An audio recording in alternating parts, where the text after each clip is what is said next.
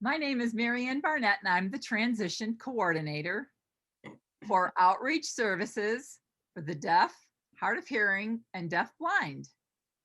Thank you for watching this segment of our virtual job fair. Today, Angela Lapworth will be conducting the interview, and I am going to let her introduce herself. Hello, my name is Angela Lapworth, and I'm the Transition Coordinator at the Wisconsin School for the Deaf. Today, our guest is Terry Clarke. Mr. Clarke, would you mind introducing yourself and explaining which company that you work for? Very happy to, Angela, and good afternoon, everyone. My name is Terry Clarke. I work in Delavan, Wisconsin at Lake Lawn Resort. Lake Lawn Resort is a wonderful facility where my responsibility is to help all the people who get hired at the property. So my title is Talent Acquisition Manager. I've been at Lake Lawn Resort for close to 4 years now, and I'm only one member of about 525 employees when we reach our peak. Wow. So what is the history with your company? Do you know when it began? It's an amazing history in the entire state of Wisconsin, in that Lake Lawn Resort opened as a business in 1878. The state of Wisconsin became a state only 20 years prior to that time. So Lake Lawn Resort was one of the first full-service family resorts in the entire state of Wisconsin. It's amazing, 143 years Lake Lawn Resort has been in business at the same location in our wonderful community. That's amazing, still exists, known as a full-service family vacation resort, where we want people to come and spend an entire week with us if they like. It's a privately owned resort today. There are 4 individuals that own the property, and they are all successful business individuals in and around the Delavan community. The interesting little side note about Lake Lawn Resort, and we can talk about more of it later, is we also manage another resort on the lake called Delavan Lake Resort. We do not own the property, but we moved into it 2 years ago and we manage the entire property. So all of our employees have an opportunity to also work there. The key thing to know about what we do in our industry, and this is called hospitality, is we're open every single day of the year, 365 days a year, every holiday. We never close. That's amazing. Thank you so much for sharing that history with us. Sure. We'll get to that a little bit later as far as work hours. I'm sure that question will come up on Certainly. rotation and being fair. What would you suggest to young people who would like to apply or work for your company that they do? It's a good question. And I think this sounds somewhat simplistic, but before you apply to any company, spend a few minutes on the internet and read the website, read the information about the company, get to know a little bit more about them to make sure it's a place you really think you'd like to apply to. If they have the type of jobs, it's the type of environment, it's in a location that's suitable to you. So make sure you do your homework a little bit. Very simple. The next thing, at least for Lake Lawn Resort and most employers today, is you can apply either by stopping into the Human Resources office and filling out a very traditional paper form of application, or what we'd prefer you do is relax, stay home, use a computer if you want at school even, and with permission. And of course, just apply online. That's probably the fastest these days, is just to apply online. Because what it allows you to do by doing both your homework on the property and then filling out the application, there's going to be a question in there that's going to ask you, what position would you like to apply for? And sometimes we'd like to know what interests you. Now, we can't always guarantee it, but we'll at least work on that area for you or on your behalf. But it also will help me prepare to speak with you and engage you and talk about other opportunities at the property. So That brings up a really good question as far as that process is, that process entails. If somebody were to come in and want housekeeping, for example, but after you've interviewed them, thought that they'd be a better fit in the restaurant. Mhm. How would you persuade them or maybe get them to think that maybe what they initially came in for wasn't maybe not the best fit for them? That's a great question too. And I think that's part of my job is to make sure I'm helping both parties. I know Lake Lawn pays me to do this, but I don't want to hire somebody into the wrong fit. And I want to help them the best I can. And sometimes when that does occur, I'll explain the reasons why. And in our organization, there are really two hats to the type of individuals we like to hire. Those who can fulfill kind of what we call as a front of the house position, where they're actively engaging customers throughout their entire shift. Or there are other positions in the resort that they don't have to engage customers either at all or less frequently. And sometimes some individuals, once they learn a little bit more about the role that we're talking about, they'll even, and I'll suggest a few other positions. Sometimes the candidate will also understand that, no, I think I'd rather try that position rather than this one. Um, in particular, I guess, again, I'm trying to make a good fit to get everybody started. But the cool thing about working at Lake Lawn Resort, at least, is once you're working in a department, you can always try to transfer into another department when an opening occurs while you're employed. So we encourage you to reach out and try to grow in other opportunities too. That's excellent. Thank you. Sure. What are some of your company rules regarding anywhere from dress code to just policies? Because you do have a lot of guests on your We do. property, and Mhm. so being able to just free will do whatever you want, right? Right. You need to watch your language. You need to make sure there aren't any patrons around. Just that constant courteous, making sure that your guests feel welcomed. So, what kind of rules do you have? I think probably the best rule for every individual, for all of us to keep in mind, is once again, we work for an organization that's called hospitality. So our job is to help our guests enjoy every minute of their time while they're on the property. Keep armed with that information.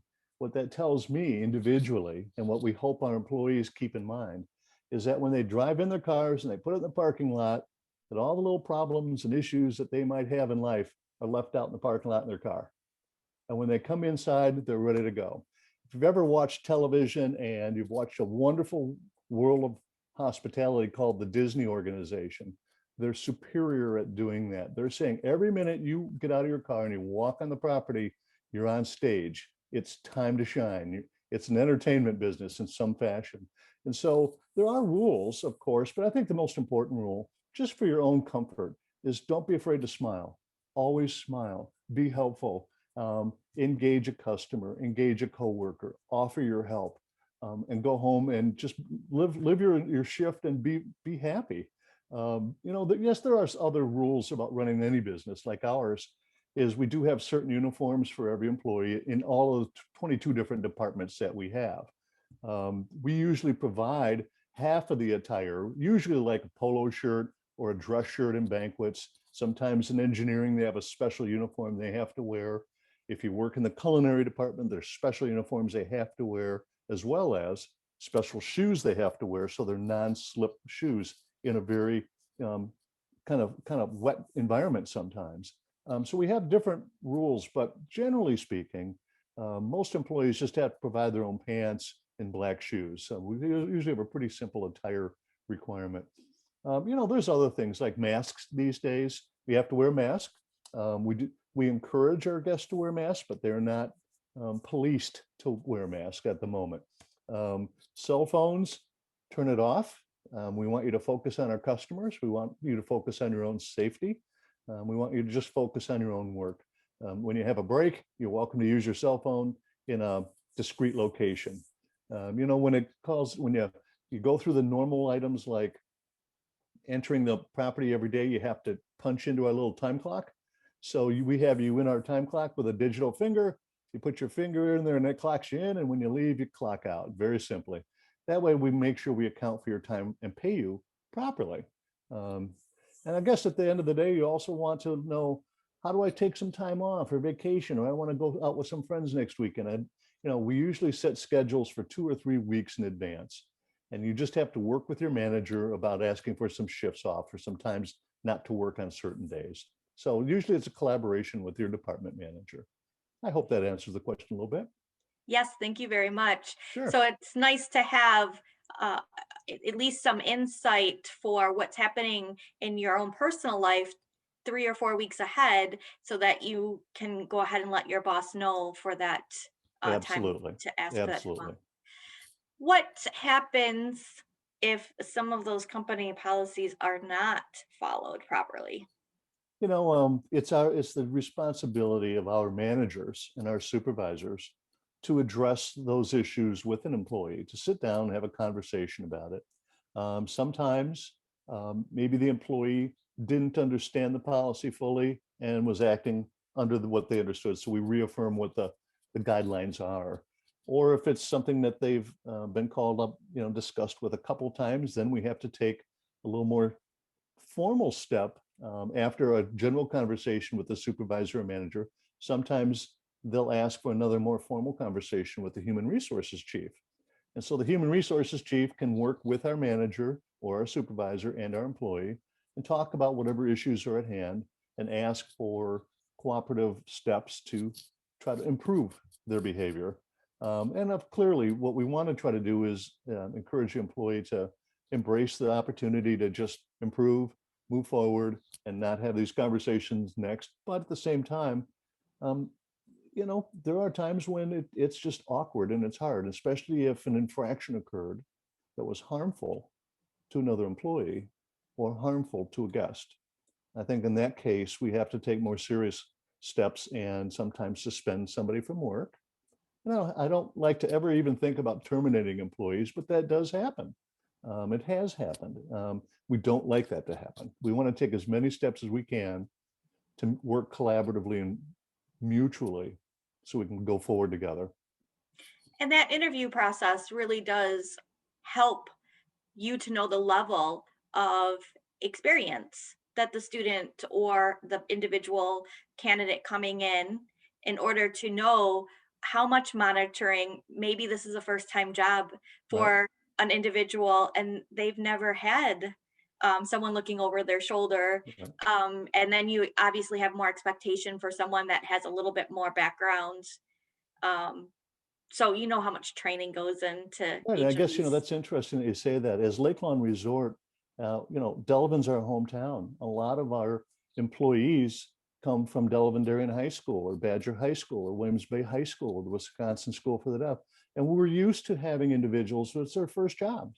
And Right. so it's not foreign to us. So we also appreciate and understand people need plenty of time and training to Guidance. adapt. And so we make sure that when an employee starts with us, they have a wonderful orientation program about the entire property and all of our rules. Unfortunately, when you do that right out of your first day at work, it's so confusing, you forget so much of it. When you go off into your department, you have additional training. Sure. And then human resources provides additional classes that employees will take over time about customer service and all kinds of things to help them learn and grow too. So we understand we have a lot in stake here too. So, do you have kind of a mentor? Do you have any kind of program where you put a more experienced employee in your department with a non-experienced or a newcomer Yep. to help with that transition? We definitely do. I think we lean on some of our more veteran talent to collaborate and let individuals job shadow almost for the first few weeks during their trainee period. Like for example, in a restaurant, if we were to hire someone as a new wait staff, it takes time to adapt and learn the menu. It takes time to learn and adapt to changes you can make in the menu that the kitchen can accommodate. And so to work and job shadow with somebody who knows those very detailed pieces is crucial. And it can take 2 or 3 weeks to just adapt and get ready to take your own customers on. So we do that, especially in food and beverage. We do it in our recreation department because the recreation department works with swimming pools. It's a dangerous environment when you talk about swimming Right. pools. We want to make sure that they understand very clearly from experienced talent, what are the requirements within those pools And should something happen, how do we respond? So you're right. I think that's one of our advantages in training is people who've done it, understand it, know it, and will embrace a new employee until they feel really comfortable that they're ready to proceed on their own. Great. So, as you know, I work at the high school level, and some of these next questions really are more applicable to that because our students feel that maybe they're a little over policed and they don't really quite understand the reasoning behind some of our classroom rules. So, for instance, at your facility, is gum allowed? Are beverages at your station allowed, permitted? Are you allowed to wear hoodies? Interesting. I guess, like any environment, we all have certain rules that have been developed over time for a certain reason. A lot of times employees or students may not agree with a rule, but they don't necessarily understand why it was enacted. So sometimes we have to explain to them why we have a rule. As it relates to gum, no, you're not allowed to chew gum while you're greeting with customers. If you're working in one of those positions, it's called back of the house, where you're out of the view or the eye of a customer, we're fine with you chewing gum. That's not a problem. When it comes to wearing hoodies, no, we would not allow that. Matter of fact, in our environment, it might take even a step different. You have to wear our uniforms at all times. Um, we have some other policies that have to do with certain jewelry we encourage you not to wear because of safety features of the environment you'd be in. Again, culinary, sometimes in the spa, even over at golf. So we have rules just like your classroom. We have rules for each one of our classrooms. We just call them departments. And those rules change a little bit department by department, but they're important. One of the other little side rules is all the employees have to park in a very specific parking lot. And there's a reason for that. And the reason is it's a long walk, but we like to save all of our parking spots that are close to the building for our guests. That's just one of those things. So no hoodies, no gum, no cell phones while you're out with a customer. While you're on break behind the scenes, that's fine. You can check your messages and respond to everybody and do what you have to do. We encourage people not to be drinking beverages during the course of their work until they have a break in the break room. We have a very specific break room for that purpose. So those are a couple rules that I think just to compare notes. Hope that helps. It absolutely does because I don't permit any of that in my classroom. And when students ask, I tell them, I'm simply preparing you as I best think, as that I can. and I think, as we all get a little bit older, we appreciate that. A lot of those rules are there for, again, for very specific reasons. You want to be able to see someone's face. The hoodie can cover up someone's face. You Correct. want to, as a teacher, I'd want to be able to keep all my eye contact on with my students throughout the entire day. And a hoodie, you can maybe miss their view if they're not understanding something. So I think, Absolutely. just like our environment too, that wouldn't work in our environment because customers can come up behind you and you wouldn't see them with a hoodie on. That's just, and it could scare both our employee and our customers. So I think there's some rules why we wouldn't like that in our environment. So To kind of piggyback off of the cell phone rule, I understand you would like it to be done during your break time, which is completely reasonable. To kind of play devil's advocate a little bit here, what if it was more comfortable for the deaf, if you were to have a deaf employee for communication purposes, would you allow them to use their telephone to communicate with their manager? absolutely, absolutely. And we have done that in the past and we're still doing that today. To me, that's just reasonable accommodation to help everyone. And for example, we have an individual who is deaf that works on our golf course. He's part of our greenkeeping crew. So when he's out working on the golf course, he can be off on the 18th hole and we need him to come to the clubhouse and help out with something. We will text him so he can get our message right away because he's not going to hear our radio. And we can give him a list of tasks to accomplish for the day and he's off and running and it works fabulously.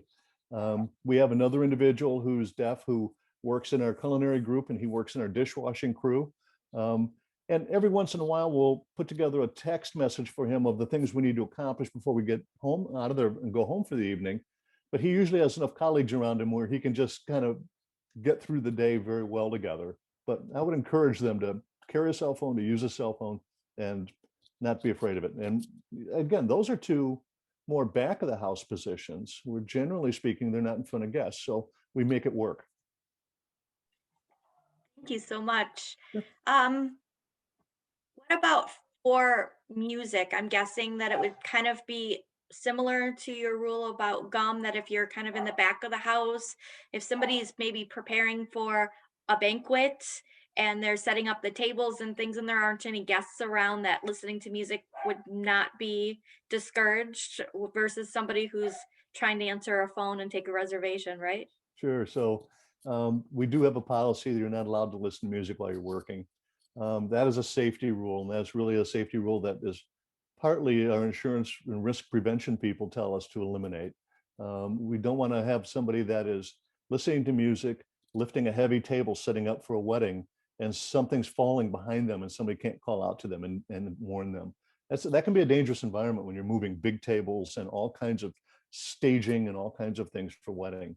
So we've asked people to keep off the music until they're on their break in the break room safely. Okay. How often are there required meetings for your employees? Are there department meetings? Are there all department meetings? What does that look like? Once an employee joins us, everybody is in their own departments, and every department's a little different. They have meetings, you name it, they're all over the board. A lot of times their meetings have to do with preparing what's coming up in the following week, because we may have a special event, or we may have a crowded house, or we may have more than unusual number of weddings. I think a lot of times our managers will meet with the staff just to make sure they understand what's coming up in the next week or two.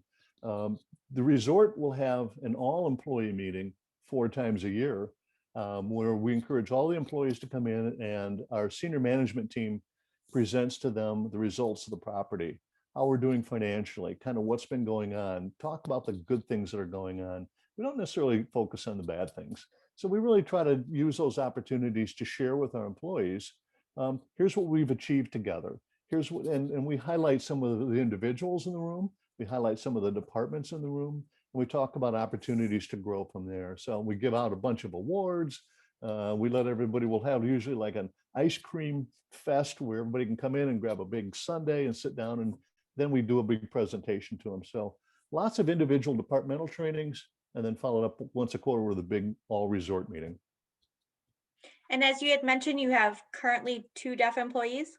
We do, and we've been very successful with them. And quite honestly, like any employee, they've been with us for almost 3 years now. And one of them, I think the greenskeeper, I'm not sure if he's coming back for his 4th summer yet, but I'll find out soon, but I certainly hope so. During these meetings, is there a sign language interpreter that's present? It depends. It depends on the depth of what they need to go through at a training situation. If it is just kind of a refresher course on maybe it's like customer service things we want them to keep in mind as we start the week, if we can communicate that effectively in a text message, that would suffice. If it's something more complex, say for example, last year we had everybody go through it was harassment training. We would provide an interpreter at that point in time, because harassment training is very important to the culture, and to make sure everybody clearly understands the legalities around how we act and how we address one another and how we address our guests. So depends on the level of what we need to communicate, I would suggest. Sure. And does the employee ask for that interpreter, or is that something that you necessarily know is going to be needed and you guys just hire? Yeah, it's a good question. I think it's a collaboration. I think our managers know we have to have these meetings, and they need to work with their employees and assess, do we need to have an interpreter for this session, and to talk to the employee and try to mutually decide what might be the best step to take. So I think that's a team approach at that point. Do you have any experience with deaf blind employees? I do not personally, and I'm not sure if the resort has. In our environment, I think that'd be difficult. It'd be a little bit of a challenge. Deaf blind. be a little bit of a challenge, only because almost every one of our positions will engage a customer at some point. Even our culinary team, I mean, they're going to go out into the restaurant at some point and set up all the banquet tables and keep them stocked. And along the way, they're going to be engaging customers. Most of our engineering positions, you have to be able to see what you're doing to repair many pieces of the property. So unfortunately, no, but boy, I'd be open and interested in trying to find a way. Okay. Are there any specific high school courses which you would support or enhance the employee during the hiring process? That's a tough question to ask, actually, or for me to answer. I think, especially in our industry, again, we're hospitality. Right. We're going to lean on the personality and the social ability of the individual. So the actual coursework is probably less important. Probably more important to us is, have you been involved at school? Have you been involved in activities? Have you volunteered? Have you reached out? Because you're showing that you have a benevolent space in your heart that you want to give to others. I think that's probably more beneficial to our business than the actual hard coursework of algebra or biology or whatever. So I think if you can show us that somehow you were involved in different elements outside of the core classroom, I think that helps us identify you quicker. What are the advancement possibilities at your company, and how is that done? That's a great question. So we kind of go back to the interview process. Let's say you apply. We talked earlier about applying online. We bring you in for an interview. We love you. We want to hire you right there on the spot. Where it starts there is you start as an employee in our orientation program. You then get, after our orientation program, you go off into the department we hired you into, and you work there for a period of time. What we encourage you to do at that point in time is get to know all the other employees of the property, get to know all the other managers, become friends with people, and observe what's going on in other departments, because you may like another department, like the front desk or reservations or the spa or the golf practice or the water sports facility. And you may have a desire to take your career into a different place at some point in time. So all of our employees have an opportunity to internally, as a resort, to bid for a job when they see it come open. So if I'm working in housekeeping and I'm a room attendant and there's an opportunity for me to grow into being a room inspector, that's always an option. And you want to work with your manager about those internal departmental opportunities. But at the same time, I want to look at the job posting that comes up every week for employees only that says, here's some internal positions that are opening up, and think, I may want to apply for that banquet setup position. It pays a little bit more. I might have a few more hours. And all there is internally is there's a way to bid for it. You go to your manager, let them know you're interested in it. Your manager then says, fine, I'll support you. And then we have to go to the banquet manager, make sure that they understand that they have permission. So what we're trying to prevent, for example, is just departments recruiting from one another. So that's why the employee has to initiate it. So I think that's an important skill set to have. You have to be have some vision on where you want to do, where you want to go, and don't be afraid to go to your manager and talk to them about that opportunity. We encourage you to grow. We encourage people to grow. And sometimes managers would say, no, I don't want to lose you. You're one of my best employees. But they always understand that you're just growing. And in our environment, rather than lose you to another organization, that helps keep you in our property. So that bid process allows you to go through the formal interview process to be considered for transfer. So those are opportunities that are right in-house with 22 different departments. There's always something opening up that you can look at and keep your eyes on. And then during the course of that time, keep in mind, that's what a human resources department is for. If you ever want to sit down and learn more about all the other opportunities in the property, just come in and meet with me. I'm happy to walk you through all of them, tell you a little bit more about them, tell me maybe where I think you might fit better, or, again, I can try to give you some advice and coaching. So never feel like you're alone in that decision process. That is a great opportunity for any of your employees, because very similarly to the kind of glass ceiling that we have at our school, not offering a lot of electives, by the time the students get to their senior year, we have a lot of artists or computer tech desires, because they haven't had that opportunity to see what an accountant does or what even somebody in HR does. Sure. So how do you know all of the different departments, as you just mentioned, that you have over how many again on your We have 22 different departments. 22? Yeah, How would you know that, all of the opportunities if you walk in and say, I know I want to do housekeeping, sure. but you don't know, right? You just said, your personality, maybe front desk would be better for you Absolutely. or Yep. something else. So that's wonderful that you would give that time to share. How are raises decided? Every employee, depending on their start date, has a quarterly performance review. A manager is supposed to sit down with you or me after we've worked at the resort for the first quarter, second quarter, every quarter you have a performance review. It's a short conversation, hopefully. You sit down together, you talk about that you've showed up to work on time, you've met the manager's expectations, you've done your work well. You've grown. We've appreciated the fact that you've got some additional training in another area to help out. You're willing to fill in maybe here and there where someone calls in sick and you come in on your day off and help out. So I think really those performance reviews are just a nice opportunity for you and your supervisor or manager just to say, hey, you're really on track. Love what you do. Keep going. And that's also a good opportunity to talk to your manager about opportunities to grow. That's again where the employee needs to take a performance review and be able to listen to constructive opportunities to change their behavior or to grow and improve. So really, it's a two-way conversation. The manager has to communicate if they feel you're fulfilling their needs, and you have to be able to communicate back where you think the manager needs to help you improve on your abilities. In order to be successful with that transfer. How Absolutely. often are those performance evaluations given? Every quarter. So Okay. every year you will have had 4 quarterly performance reviews, and at the end of the year, your 4th one really is more of an annual review, a little deeper conversation, but it's really taking all the former performance reviews and sitting down and kind of going back over them, and then trying to talk about, here are some mutual goals we have together for the coming year. Here's what we'd love to see you do or accomplish or grow into, or even to take a different position in the department or to step up into the assistant supervisor role. Or I mean, that's where the performance reviews are hopefully guiding people to have or continue the good behavior and to be able to kind of benefit from that good behavior and grow into a different role, or more importantly, even get a good pay raise. Right. That's incentive enough, right? Sure.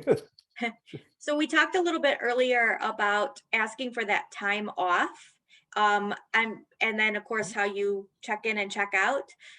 Can you talk a little bit about the sick days, and with the unpredictable weather in Wisconsin? You said you were open 365 days, but what if there's a weather situation that's preventing your employees from coming? It's not necessarily a sick day, but they just can't drive or Sure. maybe arrive a little bit late. How do you handle those? How would you like the employee to handle those situations? We always, in our organization, we ask all of our departments to act like a family. And to really, the manager is the head of the family. So keep in close contact with your manager. You should have their cell phone number, their home number, their office number, their email address. So you have to be able to know how to find them in emergency. You may wake up ill someday and can't make it to work. You need to just call your manager and let them know. We understand that. I mean, if you've called in several days in a row, we're probably going to ask you to come back with a doctor's excuse that you've been seen and treated and you're okay. There's just so many pieces to this. When you're keep in mind again, hospitality, you're right, open 365 days a year. The busiest times in a hospitality organization, and again, this is what you need to understand about the industry you're jumping into. Our guests are at our resort when they're the most available, and that's weekends and holidays. So we need our employees to understand that's when we need them the most. It isn't just your average Tuesday, in the middle of February. It's Friday night, Saturday, Sunday, and maybe the president's holiday or Easter or Christmas or Thanksgiving or New Year's. So really, I mean, when you have to understand those are really crucial times when it's almost all hands are on deck to work those times. If you, for some reason, cannot, you need to make sure you're communicating in a very long fashion with your manager that you can't be there that day. I mean, months in advance. So if you can, I mean, so if you have planned vacation or family weddings out of state or whatever, I think it's really important that you just speak with your manager, let them know. They may not be happy with it, but that's just sometimes they have to work around it. They have keep in mind, arming a manager with your lack of availability or inability to get to work helps them prepare in a timely manner to see if another employee can fill that shift. The Sure. hardest thing to change for a manager is when you have 30 or 40 employees and you're going to have a busy day, you don't have a lot of resources to pull in. When you just can't make it at the last minute, somebody's got to pick up the slack right then and there. So, and that'll happen to all of us at some point in time, but communicate with your manager effectively the minute you know you can't make it in, or if you have a long planned vacation or event. That's all we can do. Again, keeping in mind, our organization would love you to work 7 days a week, 365 days a year, all the way around the clock, never stop. But we know you've got to have a life too. So, Sure. So if an employee were to need that time off, already talked to the manager, and the manager has declined that time off because they were scheduled, but as you said, there is a family environment that their coworker overheard the conversation maybe and said, "Hey, I'll switch that weekend for you." Is that something that would be permitted? absolutely.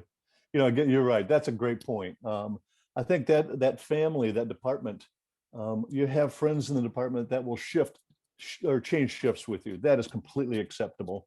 Okay. And when that happens, all we ask our employees to do is go to the manager and tell them. Okay. So the manager, I don't think at that point in time is going to be upset with it. They just want to make sure they got proper coverage, Sure. and that they just. I think again that's a very good collaborative thing to do first sometimes before you go to your manager and ask your colleagues if anybody can take that shift. I've had that happen to me a couple times. One of the responsibilities I have is I have to play the role as resort manager, and sometimes that falls on a day when I have scheduled previous events months and months in advance when the schedule comes out. So I reach out to all the other managers and see if I can switch that shift with somebody else. That works fine. Thank you very much for that response. Sure. What are the best reasons that you have found young people stay at your company? And on the flip side of that, what have been some reasons that maybe the young people have left? Yeah, I don't know if it's so much age, but I guess because we're obviously addressing with this with students, I think let's talk first of all about leaving the company. We all change employers throughout the course of our career, and in today's day and age, people have a tendency to go to an employer and gain some experience that they feel is valuable, but then they want to go on to something else. I think they want a different hours. They don't want to work weekends anymore because holidays like they do us. They want a different lifestyle. Maybe they want to make more money. Maybe they just don't feel that they're getting that advancement that they'd like to have. And unfortunately, they haven't spoken to anybody, but they make a decision to go somewhere else before we get a chance to help them with it. So I think there's different reasons people leave the company. I guess also there are times, like any environment, where maybe there's just not a collaboration of minds. Maybe you just don't like some of the people you work with. You don't like maybe the work culture in that area. And and maybe haven't sought some assistance from HR to kind of help you through that a little bit. So sometimes employees make decisions kind of in a vacuum and on their own to just leave. And unfortunately, we've had that happen. We will always probably have it happen. That's the nature of a business. You don't like to lose anybody you've spent a lot of time in training and developing. That's the thing. So why do people stay? It's interesting. I think we're very lucky to have a lot of returning employees every summer. Out of that 525, we're probably going to have a good 250 that will return from last year. That's a big number. They come back because they probably like the environment and the culture. And the environment, I guess, when you look at our resort and our business, all of our guests are families. We're a family resort. So lots of grandparents, lots of parents, lots of children. And I think what that does is it creates an atmosphere that's lively and it's fun and it's engaging, and it allows you as a person to just embrace that and just be part of it. So it's not a real stiff environment. It's not real strict environment. We want you to go out and engage those customers and have fun with them. So for example, let me tell you one of my favorite stories. One of the little, this is just one story. And one of the reasons I like to work here still. So I'm out walking in the courtyard one day. It was a great grandmother, and she had 4 or 5 of her grandchildren with her, great grandchildren with her. And I was just talking to her, and she was having fun. It was a beautiful summer day. And so I just started saying, so what are you doing with all the kids today? You're going to go out and on a boat? And she goes, no, we're just going to go over to the miniature golf area. She goes, hey, I want you to know that I'm 94 years old. And I've been coming here since I was in my early teens. And I bring my great grandchildren here today. And I've been coming ever since. That story is a sample of what you hear every single day at Lake Lawn in the summer, about the families that have been coming for generations. And so I think as an employee, when you get to hear those stories and you understand those people aren't just there on vacation, this is part of their life. They do it every year. I think it's just very warming, and it makes your heart feel good, and you understand the importance of what we're doing to help them enjoy their stay. So I think those are the pieces that help you culturally understand I'm part of this interesting family of people that absolutely adored coming to Delavan, Wisconsin every single year, if not 2 or 3 times a year.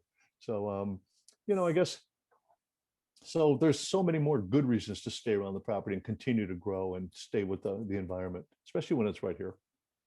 Absolutely. And that story does contest to the hospitality extended from your employees.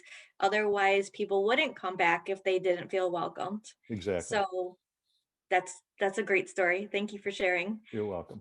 What have you noticed as particular frustrations that maybe the younger employees or the new hires have exhibited that need a little bit more attention or to train to get out of those habits? That's a good question too. I think, our frustration is we're gonna have to go back to, unfortunately, the rules. And I'm not a big rule guy myself. I don't like rules, but um, I understand when you're young and you're a student and you're growing, there are rules and employers that can frustrate you, because they may feel like they're really old fashioned, or they don't understand what the rules were designed for. For example, I mentioned where we have to park our vehicles in a parking lot way far away from the building and walk way up.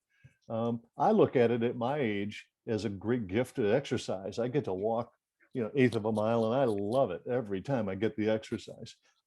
Sometimes our younger employees will come blasting into the resort, 2 minutes before their work shift, and then they get frustrated because they got to park way down there, so now they're late. Certain rules. The cell phones are a continual problem for us.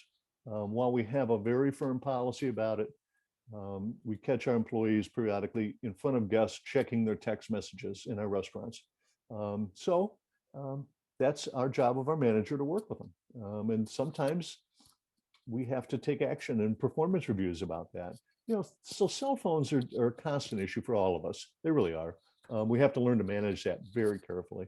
I think when you are asked to show up to work at a certain time, we expect you to be there. We expect you to be dependable.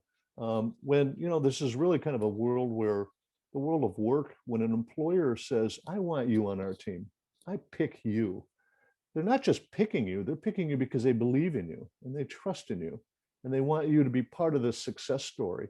But when you come into work late, or you leave early without telling anybody you're leaving early, or you're calling in sick constantly, or while you're at work, you're not following some of those very simple rules we've asked you to follow, wear this as your uniform, make sure your name tag's always on, keep your smile on your face, leave your problems in the car.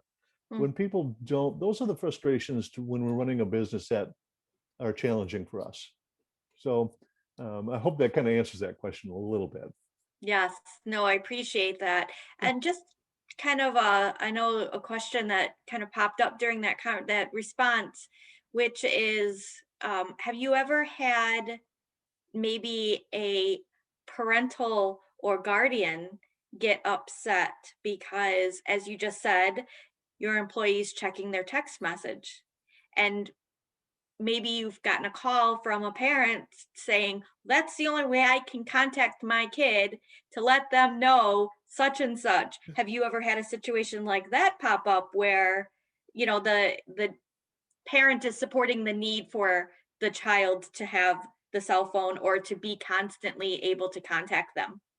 Oh, sure. We've seen that in many other variations on that theme, quite honestly.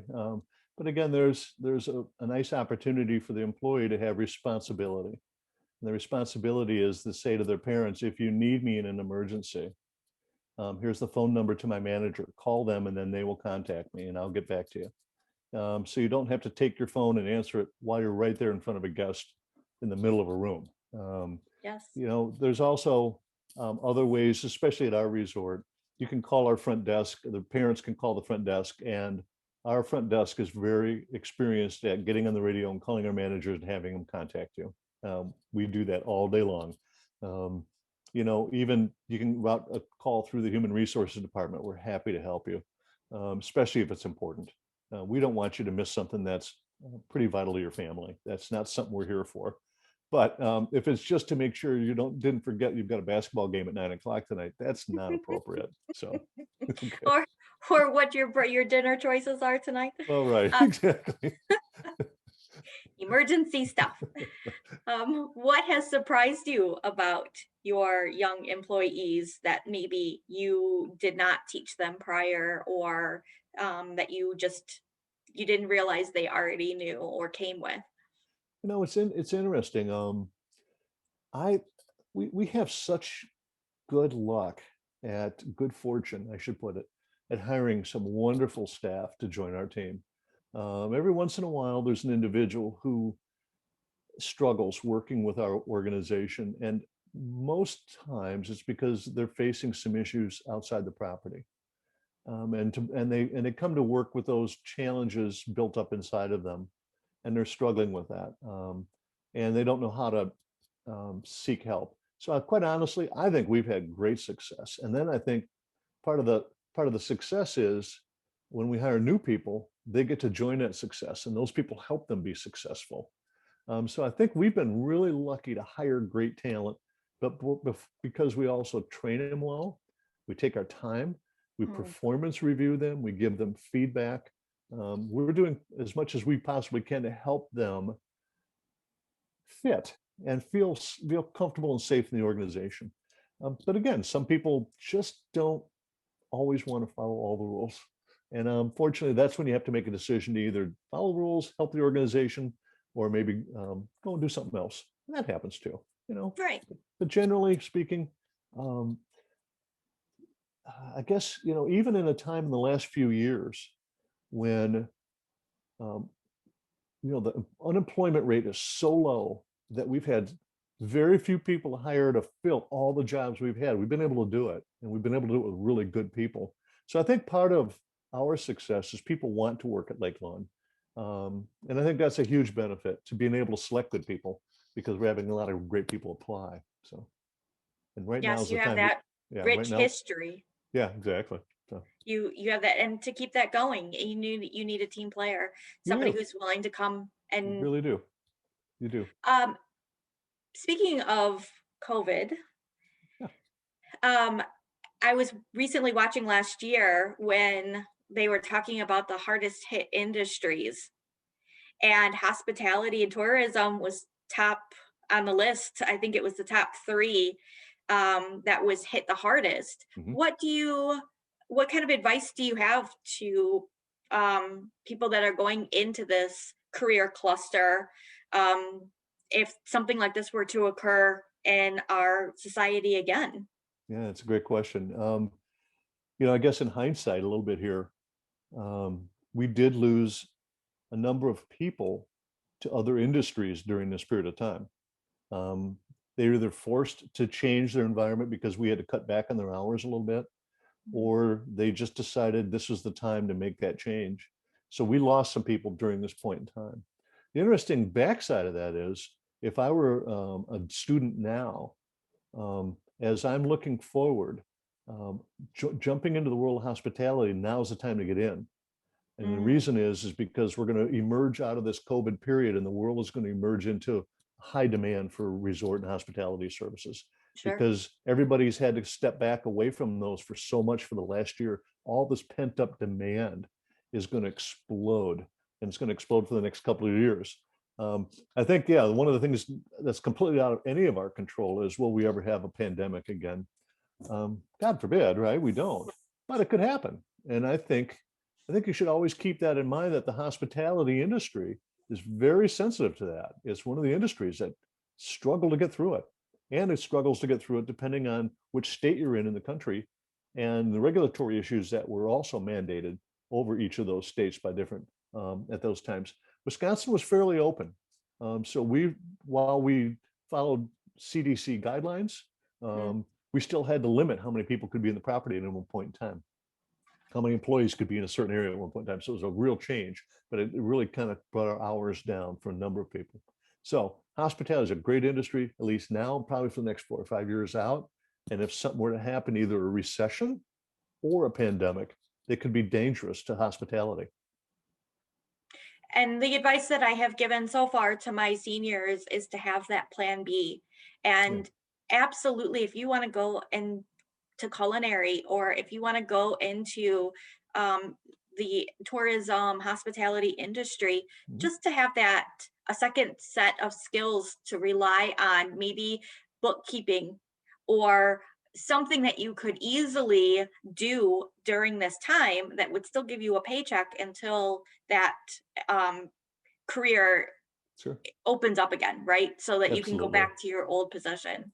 That's a career challenge you'll always face no matter where you go. Right. And I think you always have to take stock of what skills do I want to have.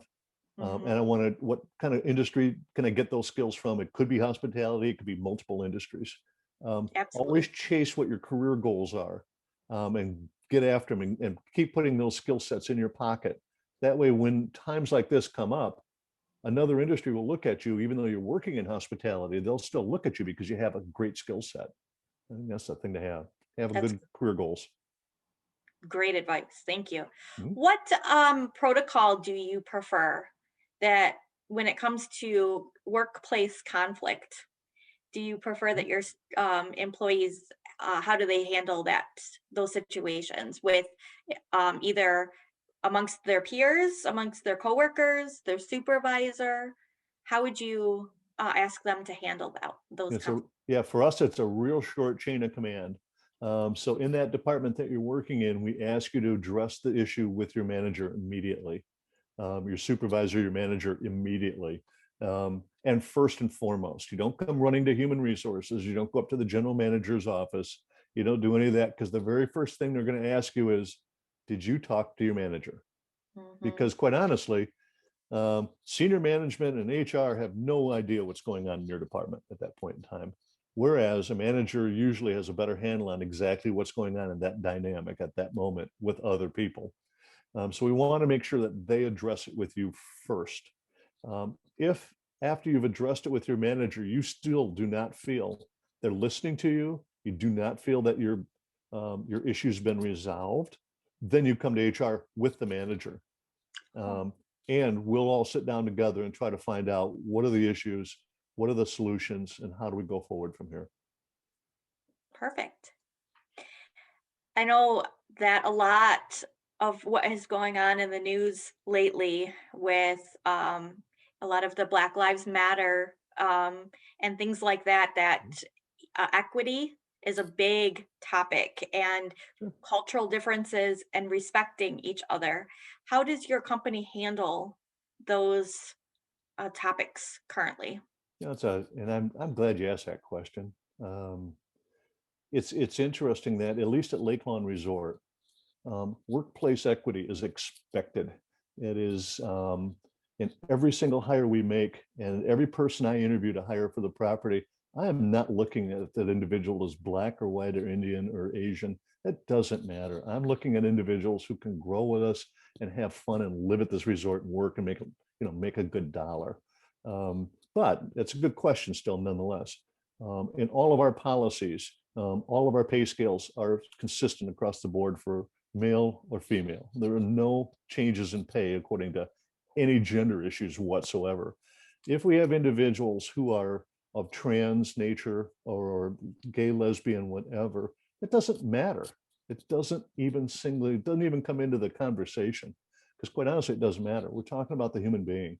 And so I'm glad to report that at least at our organization, we have policies that say you will not discriminate against one another ever. We have kind of a culture that we will only support and embrace one another and our differences every day at work. And that's the way it is. And if there's any issues with that, then it's going to come to HR pretty quick.